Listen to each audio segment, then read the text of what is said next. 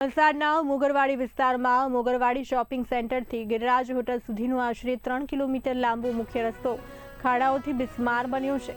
નગરપાલિકા દ્વારા 6 નવેમ્બર 2025ના રોજ ₹10 કરોડથી વધુના ખર્ચે રોડના નવીનીકરણનું ખાતમુહૂર્ત કરાયું હતું, પરંતુ કામ હજુ અધૂરું હોવાથી ચોમાસામાં સ્થાનિકો અને વાહન ચાલકો ભારે હાલાકી ભોગવી રહ્યા છે।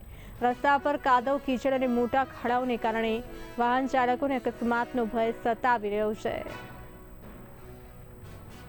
અહીંયા બહુ તકલીફ છે આ રોડનું। તમે ઉદ્ઘાટન કરી ગયા રોડ બનાવવાના એમ કરીને રોડ તો બન્યું નહીં, પણ નારિયેલ તો બહુ બધા ફોડી ગયેલા।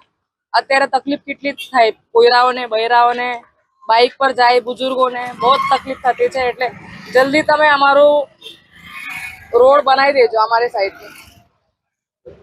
નગરપાલિકાને એક જ રિક્વેસ્ટ છે કે અમે આટલા વર્ષોથી ટેક્સ એવું ભરીએ છીએ, તો એના પ્રમાણે તો આ રોડ વહેલી તકે બની જવો જોઈએ। આ રોડ પર તમે જોઈએ તો હમણાં જે પૂર આવેલું હતું ત્યારે 5-5 ફૂટ 6-6 ફૂટ પાણી હતા।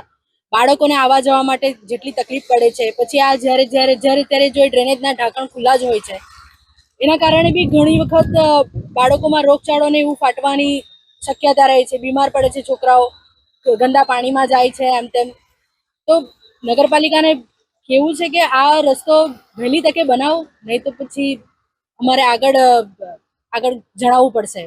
આ ખાડાઓના કારણે ખાલી ફક્ત મહિલાઓને જ નહીં, જે સિનિયર સિટીઝન છે, જે ગાડી 2 વ્હીલર બાઇક લઈને જે જાય છે, બાળકો સાયકલ લઈને જાય છે, એ લોકોને પણ ઘણી તકલીફ પડે છે। મોટા મોટા કપચા નાખવાથી જે ઇનબેલેન્સ થઈને પડી જાય છે, એના કારણે પડવા વાગવાની ચિંતા પણ રહે છે આપણને।